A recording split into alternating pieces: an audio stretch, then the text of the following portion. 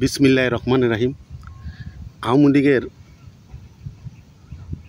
ভুল ত্রুটি বলার মতো, দেখিয়ে দেখার মতো আমাদের যোগ্যতা নাই। আমরা আওয়ামী লীগের সাংগঠনিক এমন দায়িত্বশীল পদেও নাই, কিন্তু একজন বঙ্গবন্ধুর আদর্শ সৈনিক হয়ে জীবনের সবটুকু সময় এই দলের জন্য ব্যয় করেছি। সেই হিসাবে আমাদেরও কিছু কথা থাকে। আমরা চেষ্টা করব আমাদের প্রিয়নতির বঙ্গবন্ধু কন্যা শেখ হাসিনা এবং আওয়ামী লীগের সর্বোচ্চ পর্যায়ের নেতৃবৃন্দ যেন আমাদের কথাগুলো যেন শুনে। বাংলাদেশ আওয়ামী লীগের ভুল প্রচুর ছিল, যে ভুলগুলো আমরা হয়তো কোনো সময় বলতে পারি না। তো আমি মনে করি যে আমরা আওয়ামী লীগের দুঃসময়ে যাদেরকে আমরা আইকন মনে করে ছাত্রলীগ থেকে আমরা আওয়ামী লীগটা করছি, সেই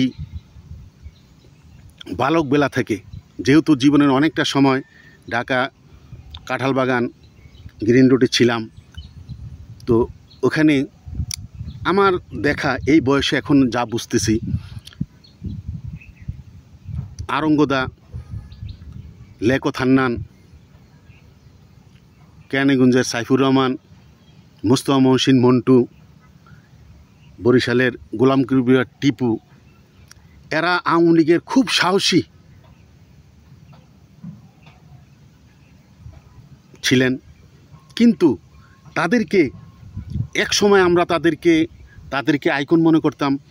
তাদের সাথে হাজার হাজার ছেলেরা তাদের ভক্ত ছিল, কিন্তু দেখা গেল তাদেরকে দলেরই কিছু সুবিধাবাদী তাদের জন্য সুবিধা করতে পারে না। তারা নীরব ঘাতক দলের, অনেকে প্রেসিডেন্ট সদস্য হয়েছে আওয়ামী লীগের এবং বড় বড় পদে আছে।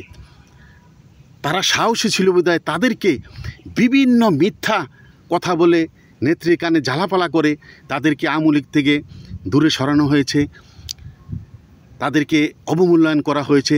তারা পরে হয়তো কেউ জাতীয় পার্টি চলে গিয়েছে, কেউ বিএনপিতে গেছে, কিন্তু তাদের লাইফটা আমরা দেখেছি। তাদের যৌবনকালটা ৭৫ বঙ্গবন্ধুকে হত্যার পর তারা সাহসী ভূমিকা রেখেছিল। কিন্তু আমরা কি দেখলাম, এই এখন জীবনের শেষ পর্যায়ে এসে দেখলাম যে তারা সাহসী ছিল। তারা যদি ২-১ টাকা কোনো দিকে ইনকাম করত, তো কর্মীদেরকে নিয়ে তারা চলতো বলেই তাদের পিছে হাজার হাজার ছেলেরা ভক্ত ছিল তাদের। কিন্তু আমরা কি দেখলাম, এই তাদেরকে সন্ত্রাসী, চাঁদাবাজি বলে তাদেরকে দূরে সরিয়ে দিল।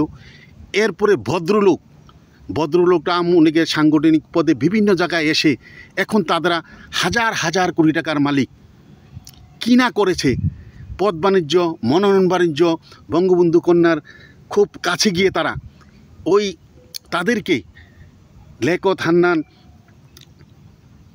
আরঙ্গদা, গোলাম কিবরিয়া টিপু, তাদেরকে সন্ত্রাস বানিয়ে তাদেরকে দূরে সরিয়ে, নেত্রী থেকে দূরে সরিয়ে একটি মহল নেত্রী খুব কাছে গিয়ে তারা এমন কোনো হেন অপকর্ম করে দলটাকে এমন নিঃশেষ করে দিয়েছে। দলের এই দুঃসময় এসে একটা দিক দিয়ে ভালো হয়েছে যে আমরা তৃণমূলের কর্মীরা এখন বুঝতে পারছি, এবং নেত্রী এবং আওয়ামী লীগের সবাই বুঝতে পারতেছে, যখন দলের সুসময় ছিল তখন কিন্তু বোঝার কোনো ব্যবস্থা ছিল না।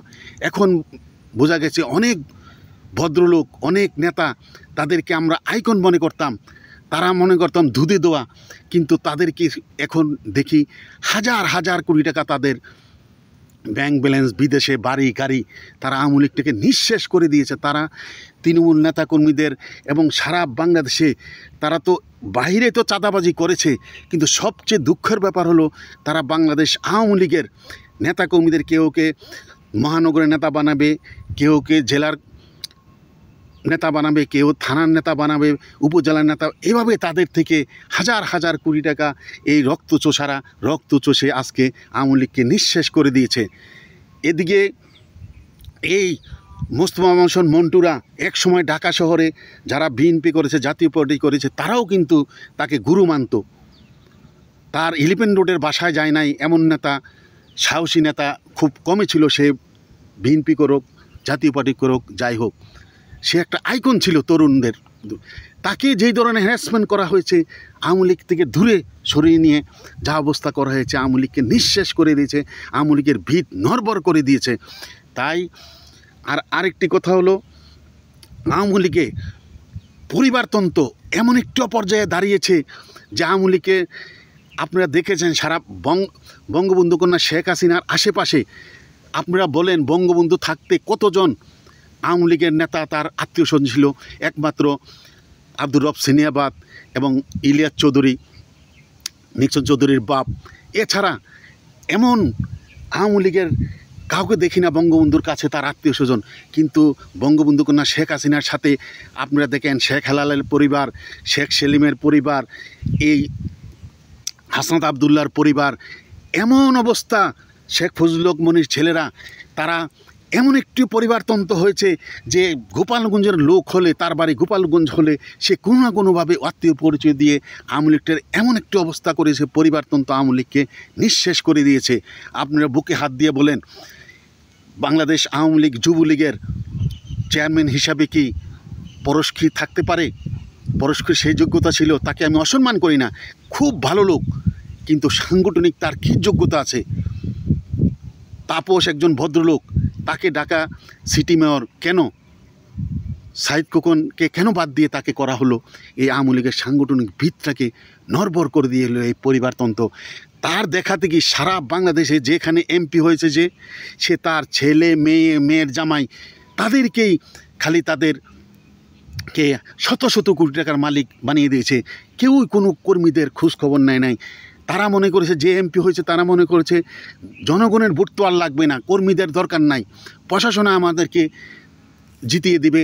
যার জন্য তারা কর্মীদের মূল্যায়ন না করে শুধু আত্মীয় স্বজনকে অর্থবিত্তের মালিক বানিয়েছে। আজকের এই দুঃসময়ে এই কর্মীদের হাতে এমন একটি অবস্থা, তারা ঘর বাড়ি ছাড়া বিভিন্ন জায়গায় পালিয়ে থাকছে। তারা খেয়ে না খায়ে অনেকে আজকে জেলখানায়, 10 টাকার মালিক না, কিন্তু তাকে জেলখানায় দলের কর্মী হিসাবে তাকে জেলখানায় থাকতে, তার পরিবার কী একটা নিঃস্ব অবস্থা। সারা বাংলাদেশ যে নেতা হয়েছে, দলের সভাপতি, সাধারণ সম্পাদক, ইউনিয়নের থানাতে হয়েছে, অনেকে অনেক টাকার মালিক হয়েছে, কিন্তু আজকে এই কর্মীদের কেউ কোনো খোঁজ খবর নিচ্ছে। সারা বাংলাদেশের একটা কর্মীদের একটি হাহাকার।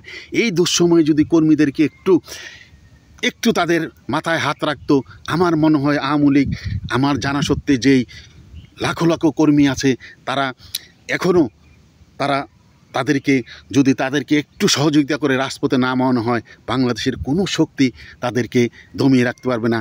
নেতাকর্মীরা তারা এত টাকার মালিক হয়েছে, তাদের টাকাকে বাঁচানোর জন্য তারা এখন রাজপথে নাই, তারা বিভিন্ন জায়গায় লুকিয়ে থাকে, টাকাও দিচ্ছে না, কর্মীরাও না খেয়ে মরছে, কর্মীরাও রাজপথে নামতে পারছে না। তাই পরিবারতন্ত্র আওয়ামী লীগকে নিঃশেষ করে দিয়েছে। আমাদেরকে এই পরিবারতন্ত্র থেকে বাইর হতে হবে। আগামীতে যেন আওয়ামী লীগটা আবার, যারা আওয়ামী লীগের দুঃসময়ে আওয়ামী লীগের জন্য কাজ করেছে, তাদেরকে নেতৃত্বে এনে আওয়ামী লীগকে আবার সঠিক জায়গায় নিয়ে আসতে হবে। পরবর্তী প্রজন্ম যেন এই বঙ্গবন্ধুর এই আওয়ামী লীগকে এগিয়ে নিয়ে যেতে পারে, সে কথা বলে আমার কথা এখানে শেষ করছি। জয় বাংলা, জয় বঙ্গবন্ধু, জয় হোক বাংলার মেহনতি মানুষের।